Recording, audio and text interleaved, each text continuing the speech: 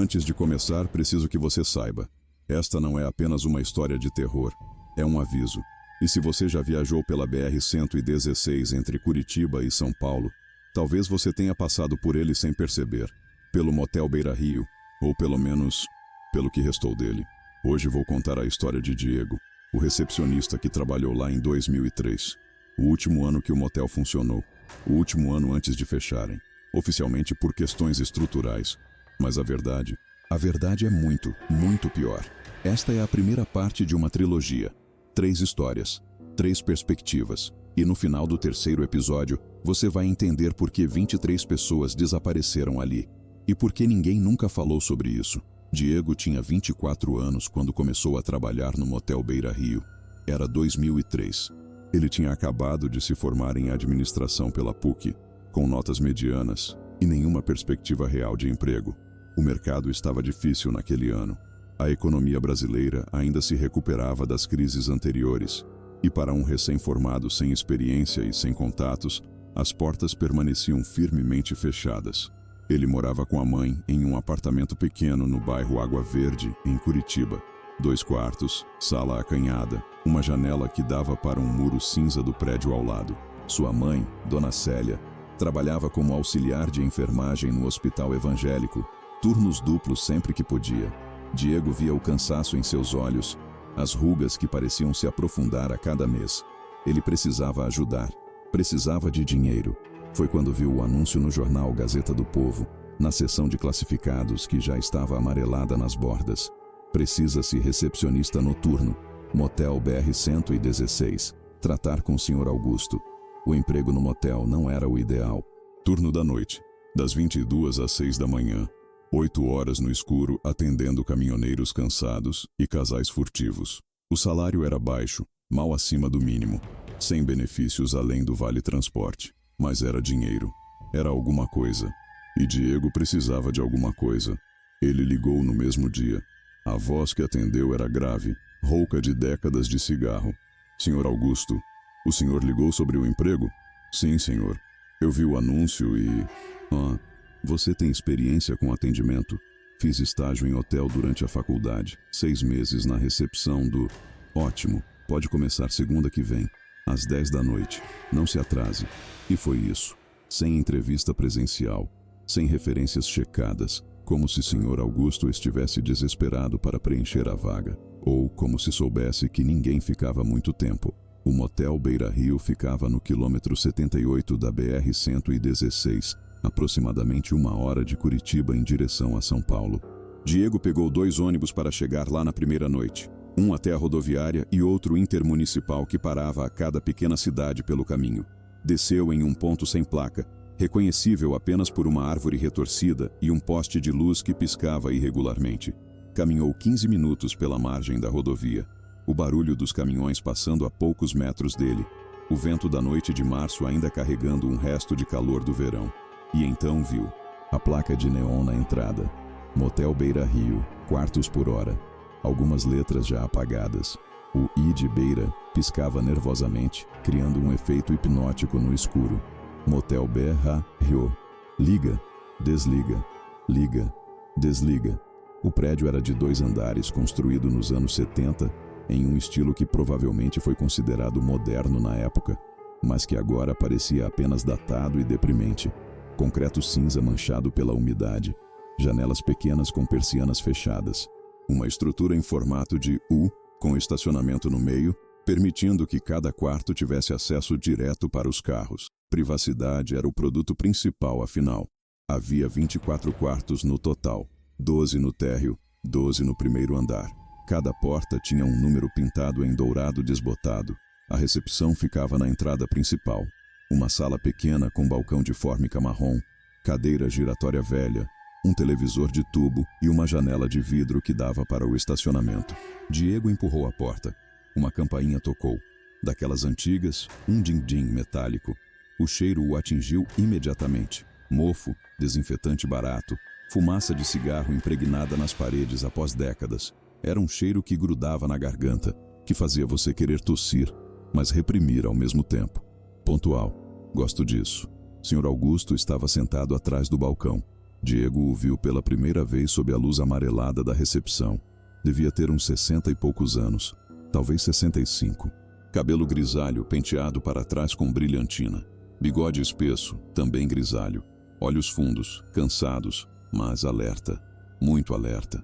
Como os de alguém que dormia sempre com um olho aberto. Vestia uma camisa social branca amarelada pelo tempo e uma gravata bordo frouxa no pescoço. Fumava um cigarro, marca barata, Continental ou Derby, e a cinza caía no balcão sem que ele se importasse. Diego, certo? Sim, senhor. Ótimo, vem cá, vou te mostrar como funciona. A instrução foi simples, mecânica. Como se Sr. Augusto tivesse repetido as mesmas palavras para dezenas de funcionários ao longo dos anos. Você fica na recepção das 10 da noite às 6 da manhã. Clientes chegam. Você faz check-in. Nome falso tá liberado. A gente não pergunta. Pagamento adiantado, sempre. Dinheiro vivo, preferencialmente. Cartão só se não tiver jeito e cobra 5% a mais pela taxa. Diego anotava tudo em um caderninho que trouxera. Se alguém pedir alguma coisa, toalhas extras, bebidas, preservativos, seja o que for, você leva no quarto. Tem um estoque aqui atrás. Cobra tudo separado. Valores estão na tabela. Sr. Augusto apontou para uma folha plastificada presa com fita adesiva na parede. Preços de 2003. Cerveja, refrigerante, água, conhaque barato, toalhas, lençóis extras. Às 3 da manhã você faz uma ronda. Sobe, dá uma olhada se tá tudo tranquilo. Não precisa bater nas portas. Só verifica se não tem confusão, briga, essas coisas. Caminhoneiro bêbado às vezes fica agressivo. Se tiver problema você me liga. Não tenta resolver sozinho. Diego continuava anotando. Tudo parecia razoável até aqui. Um trabalho chato, mas simples. Check-out pode acontecer a qualquer hora.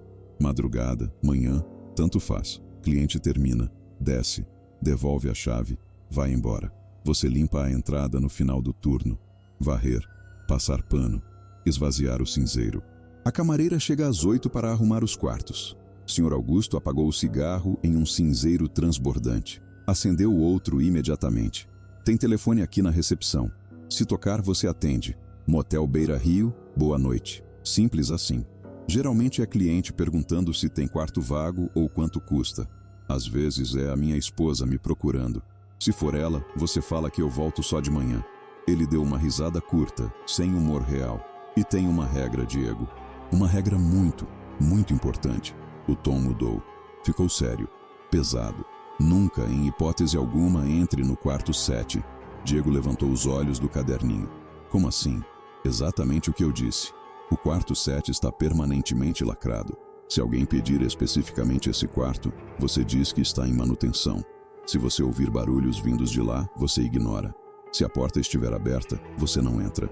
Você fecha a porta, coloca a corrente de volta e me liga imediatamente. Diego deu uma risada nervosa. Pensou que era brincadeira. Algum tipo de trote para um novato. Quarto assombrado é... Sr. Augusto não riu. Não sorriu. Apenas o olhou fixamente com aqueles olhos fundos e cansados. Não é brincadeira, garoto. O quarto 7 está lacrado há mais de 20 anos. Tem uma corrente com cadeado na porta. Não tente abrir. Não tente olhar dentro. E pelo amor de Deus, não entre. Mas... por quê? Porque em 23 anos, 5 pessoas entraram naquele quarto quando não deveriam. Funcionários, curiosos, idiotas que não seguiram as regras. Sr. Augusto se inclinou para a frente. Diego podia sentir o cheiro de cigarro e café velho em seu hálito. E nenhuma saiu. Um silêncio pesado caiu sobre a recepção. Diego sentiu um frio percorrer sua espinha. Sr. Augusto estava completamente sério. Não havia brincadeira ali. Nenhum sarcasmo. Apenas um aviso genuíno e aterrorizante. Tá bom. Diego conseguiu dizer. Não entro no quarto 7. Ótimo. Agora você sabe o essencial. Sr. Augusto se levantou. Pegou uma jaqueta velha do encosto da cadeira. Vou te deixar sozinho hoje. É melhor você aprender fazendo.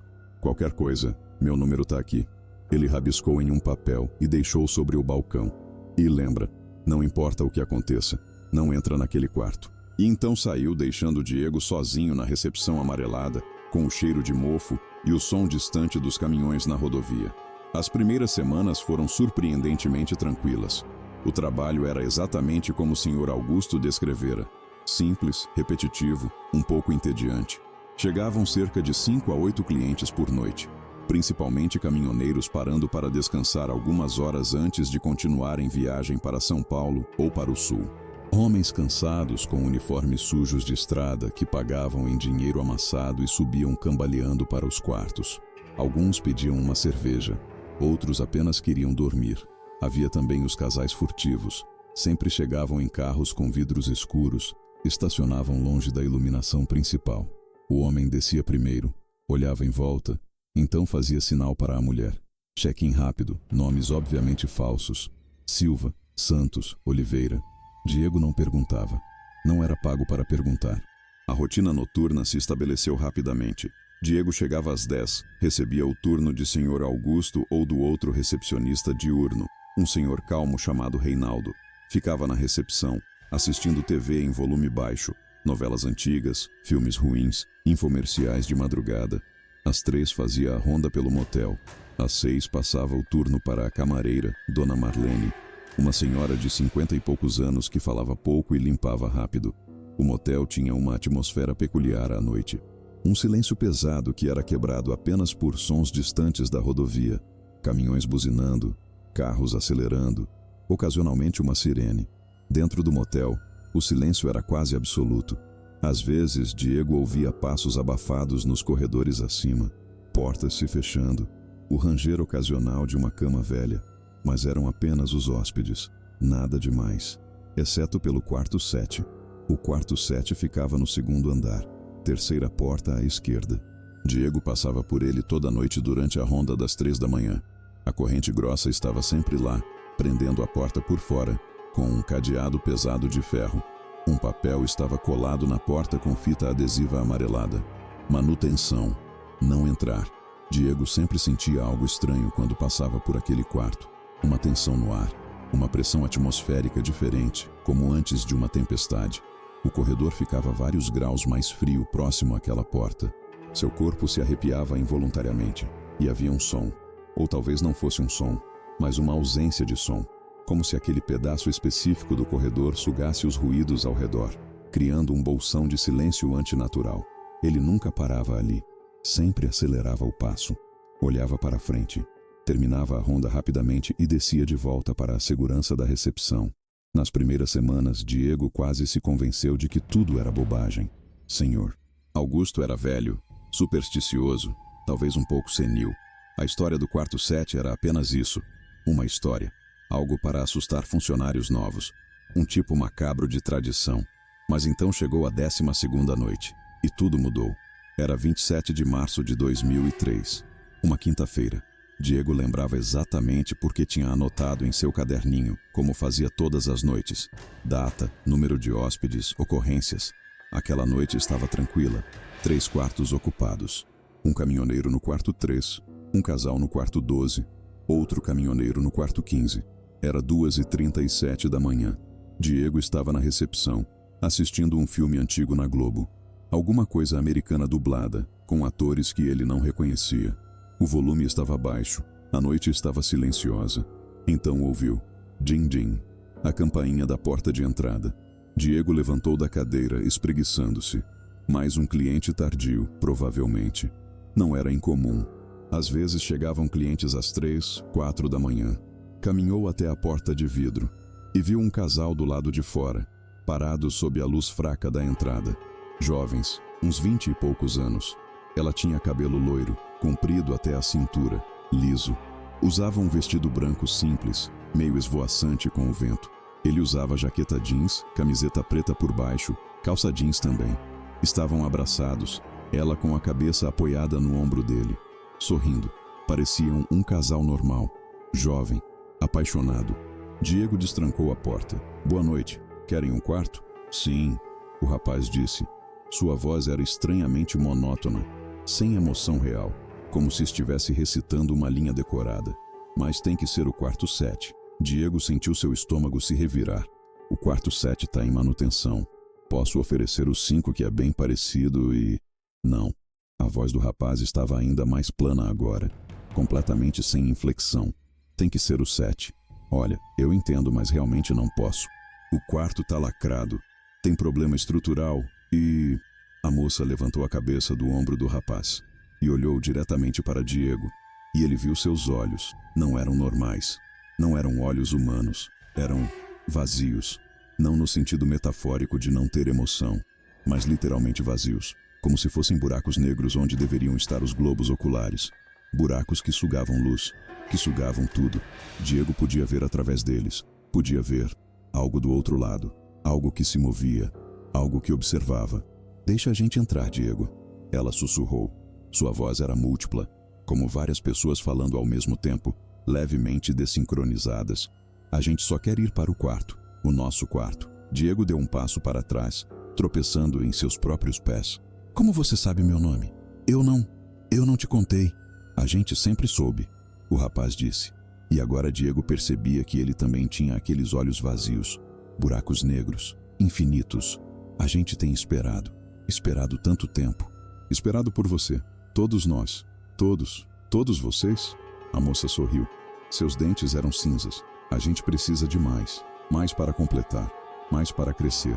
E você vai ajudar, Diego. Você já está ajudando. Diego bateu a porta violentamente e girou o trinco.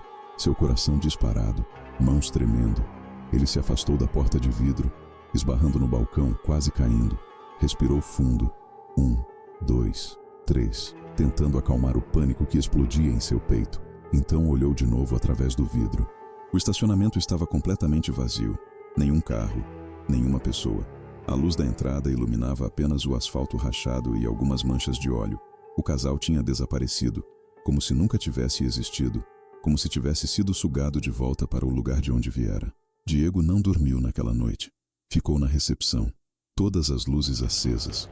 O volume da TV no máximo. Qualquer coisa para afastar o silêncio. Quando Dona Marlene chegou às 6 da manhã, ele praticamente correu para o ônibus. No dia seguinte, ele contou tudo ao Sr. Augusto. Sr. Augusto ouviu em silêncio, fumando cigarro após cigarro. Quando Diego terminou, o velho apenas suspirou pesadamente. Um suspiro de décadas de cansaço. Eles voltam de vez em quando, ele disse finalmente. Os que ficaram presos lá. Presos? Presos como? Do que você está falando, senhor? Augusto olhou para Diego por um longo momento, como se avaliasse quanto deveria contar, quanto o rapaz conseguiria aguentar saber. Diego, eu vou te contar uma parte da história. Não tudo. Você não está pronto para tudo. Ninguém nunca está. Mas o suficiente para você entender o perigo. Ele se levantou, foi até um armário velho no canto da recepção e tirou uma garrafa de conhaque barato. Encheu 2 copos de plástico. Empurrou um para Diego. Bebe, você vai precisar. Diego bebeu. O líquido queimou sua garganta. Este motel foi construído em 1974. Sr. Augusto começou. Meu pai, Augusto Ferreira, eu sou Augusto Júnior, comprou este terreno em 1972. Era barato. Barato demais, na verdade. Ele deveria ter desconfiado. Mas ele era um homem prático. Não acreditava em superstições. Viu uma oportunidade de negócio e aproveitou. O problema é que este terreno tem história. Nos anos 50, antes do motel, havia uma pousada aqui. Pousada São José se chamava. Construção de madeira, coisa simples. 10 quartos. Servia viajantes que passavam pela estrada velha antes de construírem a BR-116. Sr. Augusto bebeu mais conhaque. E nessa pousada, em 1956, aconteceu algo terrível. Na noite de 23 de junho, festa de São João, 7 pessoas estavam hospedadas no quarto número 7. Era maior que os outros. Comportava mais gente. Eram viajantes, uma família inteira. Pai, mãe, 3 filhos e os avós. Na manhã seguinte, o dono da pousada foi fazer a limpeza. Bateu na porta. Ninguém respondeu. Abriu com a chave mestra e... E o quê? Vazio. Completamente vazio. As camas estavam desfeitas, como se tivessem sido usadas. Roupas nas malas, sapatos no chão.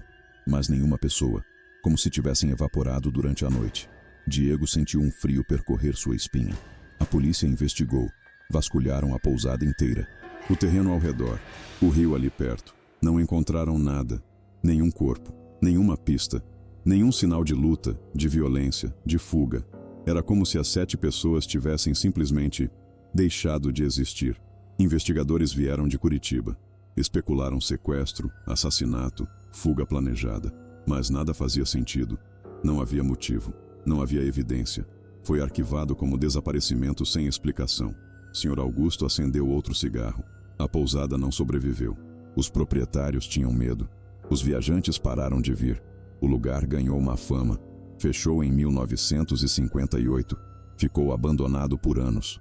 O prédio foi demolido em 1970 e o terreno ficou vazio até meu pai comprar. Meu pai construiu este motel em 74. Seguiu a mesma disposição da antiga pousada por motivos práticos. Aproveitou as fundações antigas, economizou dinheiro. E por coincidência, ou talvez não fosse coincidência, o quarto 7 ficou exatamente no mesmo lugar onde era o quarto 7 da antiga pousada. E logo no primeiro ano de funcionamento, em novembro de 1974, aconteceu de novo. 2 pessoas, um casal jovem, fizeram check-in no quarto 7. Na manhã seguinte, não fizeram check-out. Meu pai foi verificar e encontrou exatamente a mesma coisa. Quarto vazio, roupas nas malas, mas nenhuma pessoa. Meu pai chamou a polícia. Mas o que eles iam fazer? Sem corpo, sem evidência, sem nada. Arquivaram como saída sem check-out. Mas meu pai sabia que algo estava errado. Ele lacrou o quarto, colocou corrente cadeado, colocou a placa de manutenção e tentou seguir em frente. Mas não acabou. Sr. Augusto completou. A cada 7, 8 anos acontecia de novo. Em 1981, 3 pessoas. Em 89, 4 pessoas. Em 95, 7 pessoas. Sempre em um período curto, sempre desaparecendo do motel. Não apenas do quarto 7, de vários quartos. Como se algo estivesse se espalhando. Diego sentiu náusea subindo. E o que acontece com as pessoas? Eu não sei. Ninguém sabe. Meu pai passou anos pesquisando, tentando entender. Conversou com médiums, padres, até um antropólogo da Federal. A teoria mais próxima que ele conseguiu foi... Sr. Augusto hesitou. Foi o quê? Que há algo neste terreno. Algo antigo, anterior à pousada, anterior a tudo. O antropólogo falou sobre histórias indígenas da região, sobre lugares onde a pele do mundo é fina, lugares onde nossa realidade se sobrepõe a outra coisa. E o quarto 7 é um desses lugares? É mais do que isso. É uma porta. E a cada alguns anos, essa porta se abre um pouco. E o que está do outro lado tenta sair, tenta crescer, tenta se alimentar. Se alimentar de quê? Sr. Augusto olhou diretamente para Diego com aqueles olhos cansados e antigos.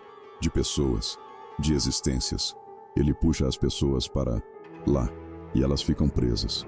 Presas entre os mundos. Você viu o casal ontem à noite? Aquilo não eram pessoas reais. Eram ecos, reflexos de quem eles foram. Presos do outro lado, tentando voltar, tentando trazer mais companhia. Diego sentiu o quarto girar. Por que você não fecha o motel? Por que continua funcionando? Isso é loucura. Porque se fecharmos, se deixarmos vazio, eles vão procurar em outro lugar. Sr. Augusto disse calmamente. Enquanto o motel existir, enquanto houver movimento, energia de vida, eles ficam contidos aqui, focados aqui, como abelhas em uma colmeia. Se destruirmos a colmeia, eles vão se espalhar, vão procurar novas portas, novos lugares, novos alvos. Então você mantém este lugar funcionando para proteger outras pessoas, para tentar. É tudo que posso fazer. É tudo que meu pai fez até morrer em 87. E é o que eu faço até... Ele não terminou a frase. Diego ficou em silêncio por um longo tempo. Então perguntou: quantas pessoas? Ao todo? 23. Entre 1956 e 2002, 23 pessoas desapareceram neste terreno. E este ano nada ainda. Mas o padrão sugere que vai acontecer. E vai ser pior. Naquela noite, Diego quase pediu demissão. Levantou o telefone 3 vezes para ligar para Sr. Augusto e dizer que não voltaria mais. Mas sempre desligava antes de discar. Precisava do dinheiro. Precisava ajudar a mãe. E mais do que isso, uma parte estúpida e curiosa dele queria entender. Queria saber mais. Nos dias seguintes, Diego começou a pesquisar. Passou suas manhãs na Biblioteca Pública do Paraná, no centro de Curitiba. Vasculhou arquivos de jornais antigos, microfichas dos anos 50, 70, 80, 90. Procurou notícias sobre desaparecimentos na região da BR-116 e encontrou referências à Pousada São José. Um artigo pequeno do Diário do Paraná, de junho de 1956. Família desaparece misteriosamente em pousada. Especulação de crime passional, sequestro, fuga. Nenhuma conclusão. Encontrou artigos sobre o motel. Pequenas notas ao longo das décadas. Casal desaparece sem deixar rastros. 1974. 3 viajantes sumiram após hospedagem em motel. 1981. Mistério envolve desaparecimento de 4 pessoas. 1989. Novo caso de desaparecimento na BR-116. 1995. Fez os cálculos. 7 em 1956. 2 em 1974. 3 em 1981. 4 em 1989. 7 em 1995. 23 pessoas, exatamente como o Sr. Augusto dissera. E percebia o padrão no número de desaparecimentos, sempre aumentando. 2, 3, 4, 7. Se continuasse, em 2003 deveriam desaparecer 9 pessoas, e já estavam em outubro. Outubro se transformando em novembro, final do ano se aproximando, e nada tinha acontecido ainda, o que significava que ainda ia acontecer. Diego voltou ao motel naquela noite com um nó no estômago. Passou pelo quarto 7 durante a ronda das 3 da manhã. A corrente estava intacta, a porta fechada, mas o ar estava diferente, mais pesado, mais frio, como se algo estivesse se preparando, como se estivesse esperando. Foi em 3 de novembro de 2003, uma segunda-feira fria. Diego lembrava cada detalhe daquela noite como se estivesse gravado em sua mente com ferro em brasa. 6 quartos ocupados. Um número alto para segunda-feira. Quarto 3, caminhoneiro de São Paulo. Quarto 5, casal de meia-idade. Quarto 8, caminhoneiro do Rio Grande do Sul. Quarto 12, 2 homens, representantes comerciais dividindo o quarto. Quarto 15, mulher sozinha, disse que seu carro quebrou. Quarto 18, casal jovem. Todos fizeram check-in normalmente. Todos pagaram. Todos subiram para seus quartos. Diego estava na recepção, assistindo um programa de madrugada sem som, apenas para ter luz e movimento na tela. Eram 3h47 da manhã, quase hora da ronda. Então ouviu um som vindo do segundo andar, distante mas inconfundível. Um rangido longo, lento, doloroso, como uma porta velha se abrindo. Uma porta que não deveria estar se abrindo. Diego sentiu todo o seu corpo gelar. Levantou devagar da cadeira e olhou para o monitor de segurança. Uma câmera velha, de vídeo em preto e branco, que cobria o corredor do segundo andar. A imagem era granulada, cheia de estática, mas funcional. E ele viu. A porta do quarto 7 estava aberta, escancarada. A corrente pendurada, partida ao meio como se tivesse sido feita de papel. O cadeado no chão. E de dentro do quarto, algo estava saindo. Não era uma pessoa. Pelo menos não parecia uma pessoa no sentido convencional. Era uma forma, escura, tremulante, como sombras múltiplas sobrepostas, todas se movendo em direções diferentes, mas ainda conectadas por algo invisível. Era alta demais para ser humana. Tocava o teto do corredor e se movia de forma antinatural, flutuando mais do que caminhando. Diego conseguia ver rostos na forma, dezenas deles, rostos que apareciam e desapareciam na massa escura, bocas se abrindo silenciosamente, olhos vazios, aqueles mesmos olhos que ele vira no casal semanas atrás. A forma estava se movendo pelo corredor, devagar, deliberadamente, em direção aos outros quartos. Diego pegou o telefone com mãos trêmulas e discou o número de Sr. Augusto. Um toque, 2, 3. Alô? A voz do velho estava grossa de sono. O quarto 7 está aberto. A corrente quebrou. Tem algo lá fora no corredor. Houve um silêncio do outro lado. Então, saia de lá. Saia agora. Não tente. A ligação caiu. A linha morta. Diego apertou os botões freneticamente, mas não havia tom de descagem. Nada. Como se o telefone tivesse simplesmente parado de funcionar. Olhou de volta para o monitor. A forma estava agora parada em frente ao quarto 5. A porta se abriu sozinha, lentamente, como se uma mão invisível tivesse girado a maçaneta por dentro. A forma entrou no quarto, sua massa escura preenchendo completamente o vão da porta. 5 segundos. Diego contou.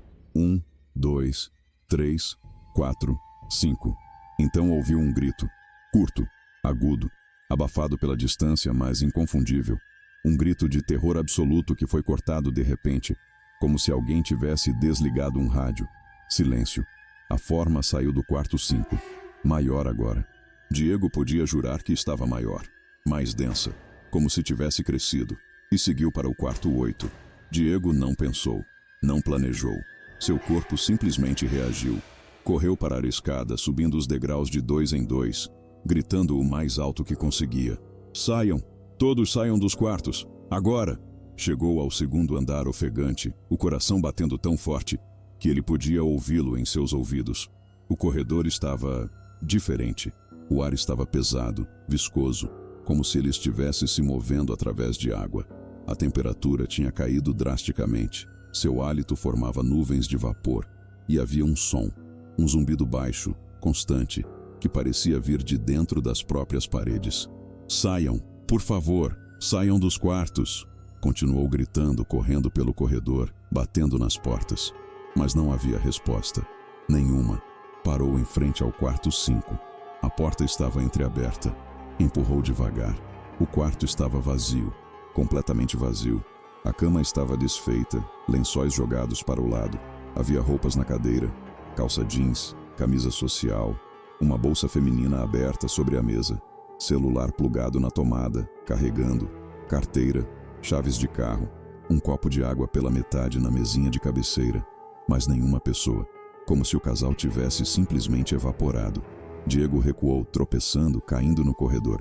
Levantou e correu para o quarto 8, mesma coisa, porta entreaberta, quarto vazio, roupas de caminhoneiro jogadas na cama, botas no chão, uma bíblia aberta sobre o criado mudo, mas nenhuma pessoa.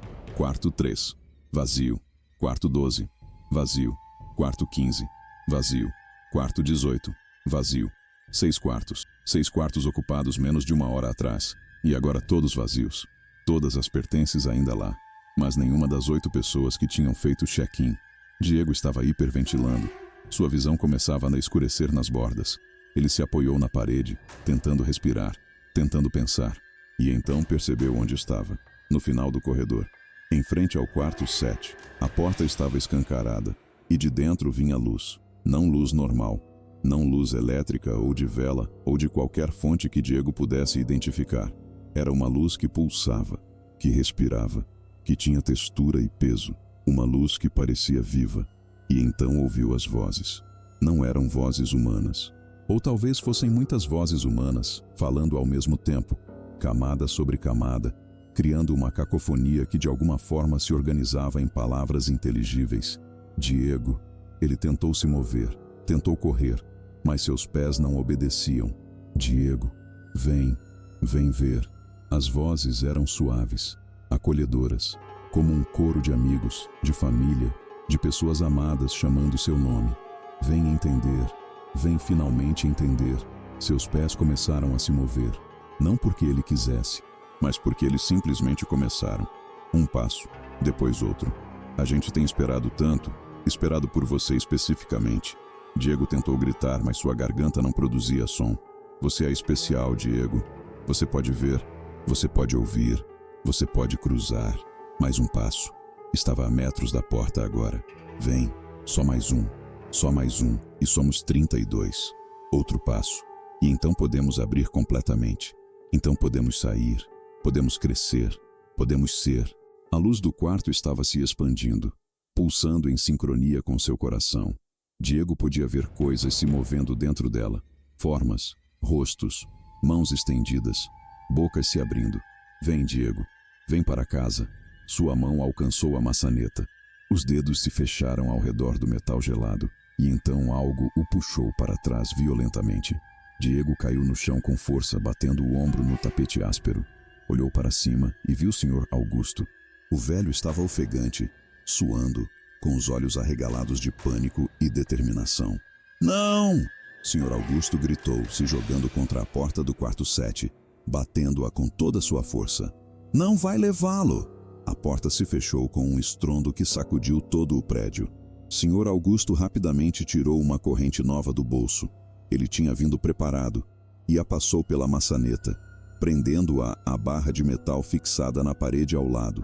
Colocou um cadeado, outro, um terceiro. De dentro do quarto veio um som, um uivo, não humano, não animal, algo entre os dois e completamente alienígena. Um som de raiva, de fome frustrada. O prédio inteiro tremeu. Lâmpadas piscaram, Algumas explodiram, chovendo vidro pelo corredor. Então, tão repentinamente quanto começou, tudo parou. Silêncio absoluto. Sr. Augusto se virou para Diego ainda no chão. Estendeu a mão, ajudou o rapaz a se levantar. Nunca, o velho sussurrou, sua voz quebrada. Nunca chegue tão perto. Você quase... Ele não terminou. Não precisava. Diego olhou ao redor do corredor. As 6 portas dos quartos ocupados estavam todas abertas. Todos vazios. 8 pessoas. Desaparecidas.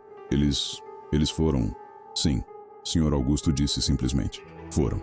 Diego foi demitido no dia seguinte. Sr. Augusto foi direto ao ponto. É para sua própria segurança, garoto. Você não pode voltar aqui. Nunca mais. Ele entregou um envelope com 3 meses de salário em dinheiro. E um único aviso final. Nunca conte para ninguém o que viu. Não tente entender. Não tente voltar. E reze. Reze mesmo que você não acredite em Deus, para que eles não te sigam para casa. Diego pegou o dinheiro, pegou suas coisas e saiu. Tentou seguir o conselho. Voltou para Curitiba. Conseguiu outro emprego em um hotel na rodoviária. Trabalho diurno dessa vez. Tentou estabelecer uma rotina normal. Tentou esquecer, mas não conseguia, porque ele via os rostos, nos sonhos, no reflexo de janelas, em multidões, os rostos das 8 pessoas que desapareceram naquela noite, olhando para ele, sempre olhando, e às vezes, às 3h47 da manhã, sempre nesse horário exato, ele acordava com a sensação de que havia alguém em seu quarto, parado no canto escuro, observando, esperando, mas quando acendia a luz, não havia ninguém. A polícia investigou o desaparecimento das 8 pessoas, é claro. Diego foi interrogado. Sr. Augusto também. Mas qual era a explicação? Que eles foram sugados para outra dimensão por uma porta interdimensional no quarto 7? Que foram absorvidos por uma entidade que coletava pessoas há quase 50 anos? A conclusão oficial foi: saíram sem fazer check-out. Caso arquivado. 6 pessoas. Somadas às 23 anteriores, 29 no total. Não eram 9 como o padrão sugeria, mas talvez o padrão fosse mais complexo. Talvez não fosse sobre números crescentes. Talvez fosse sobre chegar a um número específico, um número mágico, um limiar. 3 meses depois, em fevereiro de 2004, Diego leu no jornal: motel na BR-116 fecha após décadas de funcionamento. Dono desaparece. Sr. Augusto tinha voltado ao motel. Uma última visita antes da demolição oficial agendada para março. Foi sozinho. Ninguém sabe exatamente por quê. Talvez para tentar selar o quarto 7 permanentemente. Talvez para se despedir. Talvez porque sentiu que era sua responsabilidade. Encontraram seu corpo uma semana depois. A polícia teve que arrombar o motel e encontraram o Sr. Augusto no quarto 7, sentado em uma cadeira velha no centro do quarto vazio. Olhos abertos, mas não havia globos oculares, apenas cavidades vazias, buracos negros onde deveriam estar os olhos. A autópsia concluiu causa desconhecida. Não havia marcas de violência, não havia sinais de drogas ou veneno. Era como se ele tivesse simplesmente parado, como se sua vida tivesse sido sugada para fora, deixando apenas a casca. E no espelho empoeirado do quarto 7, alguém ou algo tinha escrito uma mensagem, com algo que parecia sangue seco, marrom e descascando nas bordas. 23 agora, 9 faltam, então estaremos completos. Diego leu a notícia 3 vezes. 23 agora, mais 9, 32, 32. Esse era o número, o limiar. O que quer que estivesse preso no quarto 7 precisava de 32. 32 pessoas, 32 existências, 32 almas. E já tinha 23. O motel foi demolido em abril de 2004. Tratores vieram, destroçaram o prédio, pulverizaram o concreto, levaram tudo embora, mas não demoliram o terreno. Não podiam, porque o que estava ali não estava no prédio, estava na terra, no espaço, na realidade fina daquele lugar específico. Hoje, em 2024, o terreno no quilômetro 78 da BR-116 está vazio. Há uma cerca de arame farpado ao redor. Um pequeno posto de gasolina foi construído do outro lado da rodovia, longe do terreno. Os funcionários do posto nunca vão àquele lado. Nunca. Porque às vezes, principalmente em noites de novembro, viajantes relatam ver luzes. Luzes que pulsam, que respiram, vindas do terreno vazio onde o motel costumava ficar. E ocasionalmente, muito ocasionalmente, alguém desaparece. Um motorista para verificar um barulho estranho no motor. Sai do carro perto do terreno. Nunca volta. Uma família tem um pneu furado. Param para trocar. A mãe vai até os arbustos ao lado do terreno. Nunca retorna. Um adolescente fazendo autostop é deixado no acostamento. O motorista olha no retrovisor e o menino não está mais lá. Pequenos incidentes, espaçados ao longo dos anos. Nada que chame muita atenção, mas sempre somando. Diego me contou essa história em 2024, 21 anos depois daquela noite. Ele tem 45 anos agora, casado, 2 filhos, vida relativamente normal. Mas ele nunca viaja pela BR-116. Nunca. Faz um desvio enorme pela BR-277, sempre que precisa ir a São Paulo. E ainda acorda às 3h47 da manhã, toda noite, como um relógio. Quantos agora? Eu perguntei quando ele terminou a história. Quanto você acha que eles já coletaram? Diego ficou em silêncio por um longo tempo. Então disse, não sei exatamente, mas leio as notícias. Monitoro desaparecimentos na região. E pelos meus cálculos, ele pausou. Seus olhos distantes. Estamos perto, muito perto. Talvez faltem 2, talvez 3. Mas quando chegarem a 32, o que vai acontecer? O Sr. Augusto sempre dizia que o motel continha eles. Mantinha eles focados em um lugar. Mas o motel não existe mais. E eles estão quase no número. Quando chegarem, a porta vai abrir completamente. E o que quer que esteja preso do outro lado, vai poder sair. Eu não deveria ter acreditado em Diego. Era uma história maluca, impossível. O tipo de coisa que você ouve e pensa, que imaginação fértil. Mas então fiz algo estúpido. Fui até o terreno. Foi em outubro deste ano, 2024. Dirigi até o quilômetro 78 da BR-116. O terreno está lá, vazio, coberto de mato. A cerca de arame farpado está caída em alguns lugares.